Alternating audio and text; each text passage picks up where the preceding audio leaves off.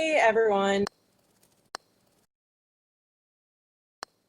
These are a general guideline of where your child should be, what your child should know for literacy. So number one thing is reading.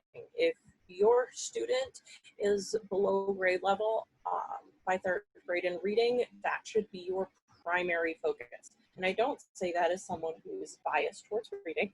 It's just a necessity. If they are still behind by the end of third grade, they're going to have a very difficult time catching up. So you're able to take those necessary precautions and those necessary steps as we move into this very important transitional year. For my public and charter schools families, this is the year that state testing starts. Currently, your child should be reading at a level M/N, which is on the Fontenay's and Pinnell scale. Students should be able to answer our 5 W's about a book. They should be able to say the who, what, where, when, and why of what a book is. And then also start telling us more in-depth traits and predicting of what's going to happen. And they should start to get in the habit of independently going back to the text to help them answer questions. It's okay if they don't remember every last detail of a book, especially since they're getting into longer books now, but they should go back and find it in the text. Things that are really helpful, especially since we don't have the library right now, like getepic.com is an excellent resource. It breaks things down by level for F&P. Then there's also Reading A to Z, education.com, the Libby app, which is also, you can use your New York Public Library card, and Overdrive. How to practice with your student. Read. Just like, I know it sounds really blanketed, every single day. You should be reading to your child every single day. Now, you might be busy with work. How should I do that? There are other options as well, such as YouTube videos that will, like, it's like a, you know, the old sing-alongs where they bounce along on the word, they'll do that. And there are audiobooks that students can listen to and follow along in the book. There's lots of different ways. Kindle has audiobooks that go with it, tons of different stuff. But kids it's really, really important that you're reading with your child, particularly more difficult books and stuff that they want to listen to. This is that time where you really get to capture their interest. And so you should be reading with them so they're able to see the world of literature. They should also be reading to you every day. They should be reading between 20 and 30 minutes. You're now in the stage where your child, you know your child best. Your child is a struggling reader. They should be reading to you.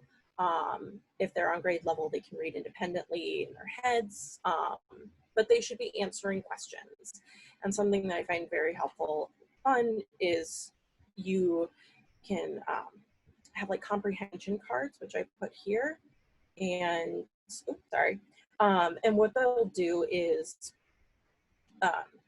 it just comes with a list of on grade level questions that you can get into very detailed and like deeper questions with your student. And I like to go through, pick a question or two and have students answer, write a response, and give me those detailed answers. So that Scholastic is a great resource for that. Plus, they're free PDFs. Let's talk about math. I'm going to actually go through a couple problems with you guys. Everything I hear during parent-teacher conference is, this math is so different. It's so new. I don't understand it. It is not what I've seen before, etc. Which it does look different. I even, for me, I'm like, this is not what I learned when I was their age. I learned it in a different way, but there are still ways that you can help your children to develop those skills so that when they come to us in the classroom, they'll have more of the basics ready so we can dive deeper.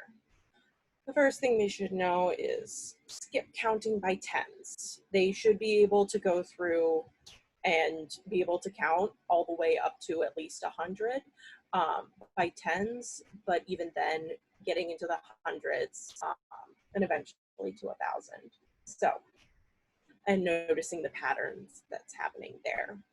One of my favorite things to do is just, I have a ball, like a softball, because you're in a home, I understand that. And you toss it back and forth and you count by tens with your student. Very fun, very hands-on, pretty straightforward.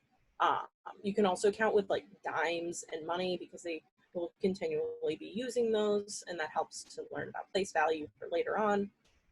But money is also a good way to work on skip counting, because this is the year you're going to get into multiplication.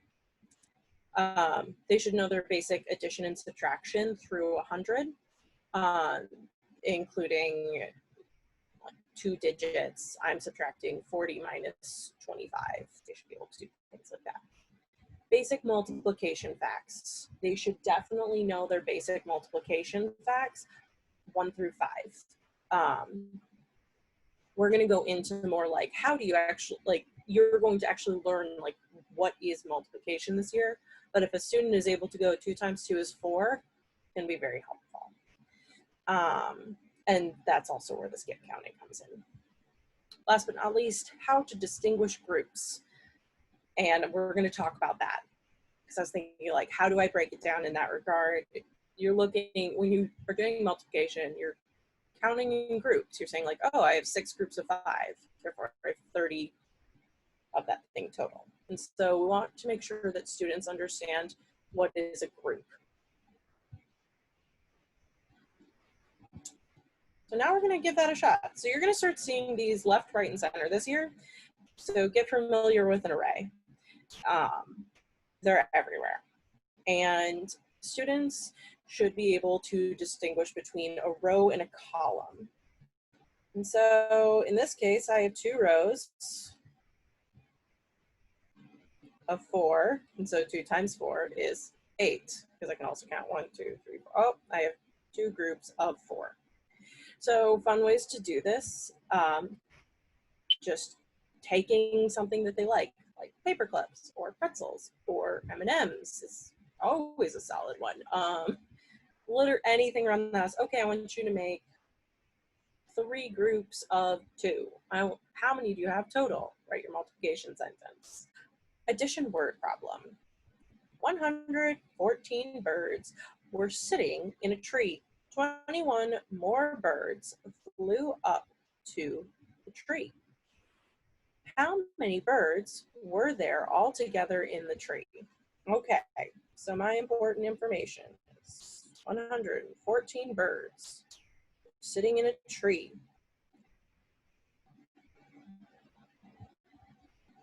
And I'm going to draw this. So this is called read, draw, write. Okay.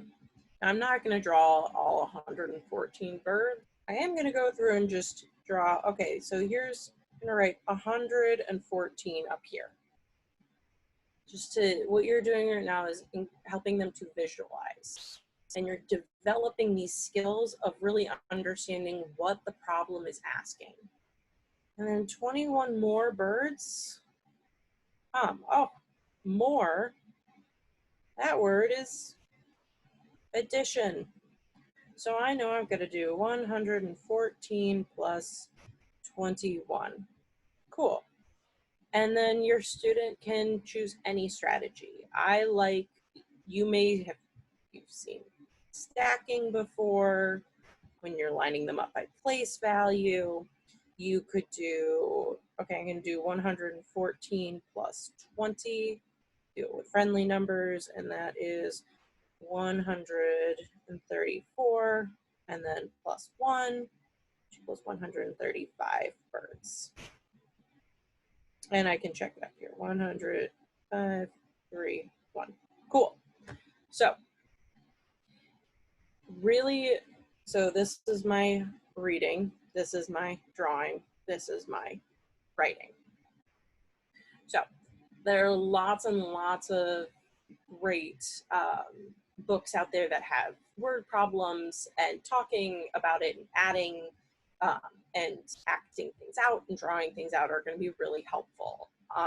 Not only with multiplication, here's another example, which actually we talked about this a little bit, but get some simple objects, pretzels, pennies, M&Ms, etc. Have your student put them in equal groups. You say, can you make 3 groups of 2? If they need more specifics, you can go, oh, can you make 3 groups with 2, let's say M&Ms in each? How many, whatever the object is, do you have in all? The goal is to get your child to understand putting objects into equal groups. A lot of this stuff they will have done before.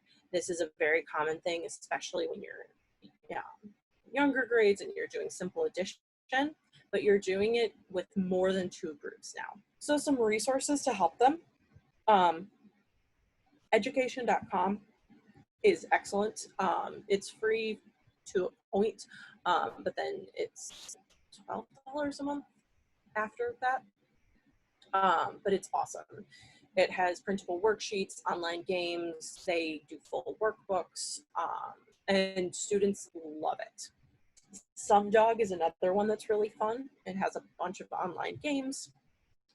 And then K through 5 printable worksheets, also good. The next thing I want to talk about is writing.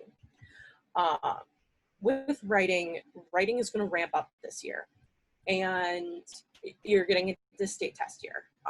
Students are going to be expected to write in complete sentences. They're going to be expected to write multiple sentences at a time and write paragraphs.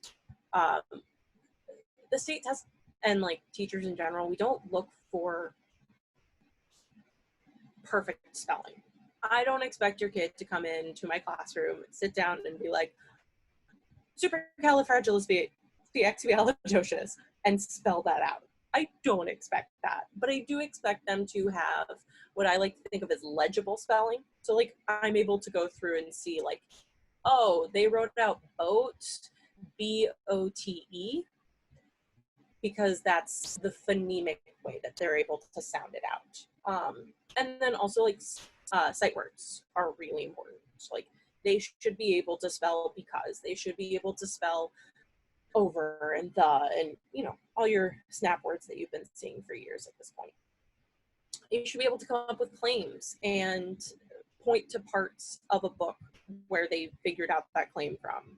If I read that, or if I claim that Little Red Riding Hood should not go any further in talking to that wolf, or talking to the grandma, I can go like, yeah, that's really dangerous. Grandma doesn't have that sharp of teeth, and be able to point in the story. Here's where it happened. Here's the line I knew that it was happening at. They don't need to be super advanced at that, but that's something to really start sprinkling in because it's going to ramp up this year. There are a lot of great ways to get kids writing. Personally, I like to keep writing really fun during this time. And don't, you shouldn't be pushing them. They should be writing 3 paragraphs. No. We want them to start off with just, let's keep them writing and just build up their stamina during this time. So you can have them keep a journal. There are lots of fun writing prompts out there. I used to have my students in the morning, I'd come in, there'd be a silly question like, if aliens took over the world, what would you teach them first? And they would have to write, 5 sentences about that. And so to keep them building that strength. You can do at-home spelling bees. There are lots of workbooks. You can go old school with Schoolhouse Rock for grammar.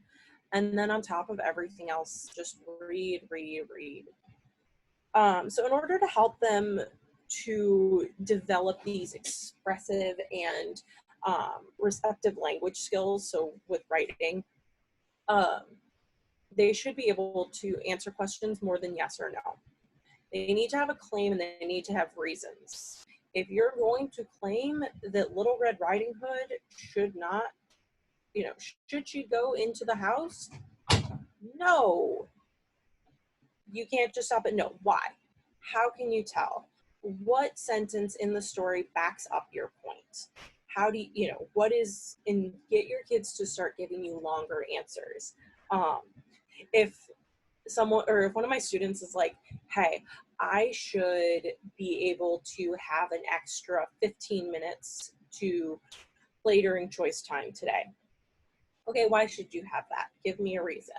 Well, I worked really hard on my spelling. Well, okay, well, everyone else did too, but it's been really, really difficult for me to do my spelling. And I did an extra 45 minutes of work, plus I sat down and I gave up choice time last week in order to do that, right? You're starting to get them thinking outside of the box and giving them reasons. When you're reading a story, ask your student to retell you what happened, and then have them write it down. And finally, encourage them to start using words um, outside of just happy, sad, mad. Like when you're going to be doing a lot more like connecting it to the real world in their own situations, connecting to characters' feelings. And so we want them to start thinking of words and using more vocabulary. A man is not very tired. He is exhausted. Things like that. Exhausted went a bit much for them. But the point stands, instead of he's happy, oh, he's excited. Little Red was terrified. She wasn't scared. She was terrified. She was freaked out. Cinderella was disappointed she couldn't go to the ball. I know this because instead of she was sad. Okay, they've known sad since they were probably 3. We want to go to them using more vocabulary. And that comes in reading. So we're going to scoot back a little bit in here just to social emotional development. Students need to know how to follow rules and routines at this stage. It just as they would in earlier grades. They need to, but we're also getting to the stage now where they need to be able to take charge of their own supplies. They need to remember to bring pencils and, oh, I need to get my homework. And they need to begin to take charge and starting to do their work. So instead of me going, Johnny, remember you should be reading right now. When I say it's time to open your books, you should go, okay, time to open my book. So following those and starting to take more independent. Then also continue to teach your child acceptable ways to handle feelings like anger, frustration, through drawing a picture, counting silently, taking breaths, talking to an adult, finding ways to express themselves, and then continuing to model those things. We live in a very stressful time right now. We don't know what's going to happen in this pandemic. And kids are going into school in a very different way than normal. Whether they are going to be in person or if they're going to be remote, it's going to be different. And it's important to keep that space open for your student to talk about like and check in with how they're feeling. Like, I mean, I know as an adult, I'm sad that I can't see my friends in person on a regular basis. So for a child who they want to go to school because that's where all their friends are, and then they can't even go and hug and fist bump their friends. And so making spaces open for them to talk about those things is really important and will help them to process and help you teach them.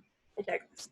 So speaking of these weird and crazy times we live in, remote learning tools into it and creating these routines will be really important. And this will also be actually a really good chance to teach your students to start thinking for themselves and to take up this routine, because it is a lot more and they are being pushed into this, but we can make the best of it. So part of this is implementing routines for getting online. If your student can get onto Netflix, Amazon, Kindle, Minecraft, what have you, then they will be able to like learn these routines. I don't ever expect anyone to just automatically have it without any assistance. But when a student is feeling very overwhelmed, it's like, hey, you know how to log into your whatever account? Yeah. Okay, it's just like that. And so that's a really helpful mindset. But teaching them, like, it's 8 o'clock. You need to be online and checking in for your attendance and making that a part of their routine. Students will begin to foster that, just like we do in the classroom. When you come in, you hang up your backpack and your coat, and you turn in your homework, and you sit down and you take out a book and you read. The same idea at home. Ask your teachers for help. Make sure you know what the expectations are from the very beginning. So that way you are able to help your student, you know what's going on, and you're not surprised when parent-teacher conferences roll around. Ask teachers for help and continue to check in with your student. We just talked about students should learn within the first week or so, particularly in like 3rd grade, how to log into Zoom, Google Classroom, Google Meets, etc. This all comes back around to fostering independence and accountability, implementing a regular schedule. Students thrive on having a schedule. And so even just posting that up as like, okay, it's 8 o'clock. Here's our flow of the day. We're going to talk about our flow of the day, is really helpful. Have the teacher's contact information on hand. I don't know about you guys, but as a teacher, I am very reachable, and I like it when my students reach out to me and say, hey, what's going on? I need help with this. What's happening today? Etc. And so the more you communicate with teachers, the easier it will be on everyone's accounts. So, and then you can also ask for resources from them, from us, to help your student with the learning if they're struggling. That's a big one for teachers. We have a lot of abilities to go through and give very specific instruction with all the tools that are out there. And so those are available, but use your power, ask for them. I noticed my child is struggling in this. Can you give them some activities to work on it with them? Great, love it. My child is struggling with spelling. Can I have some extra worksheets? And I go, oh great, yeah, here, I'm just gonna assign them something on, I use iReady. I'm gonna assign them something on iReady or quizzes, or here's a YouTube link. Like, ask for that help. If you are seeing something that they are struggling with, go ahead. And especially at the beginning of the year, so make notes.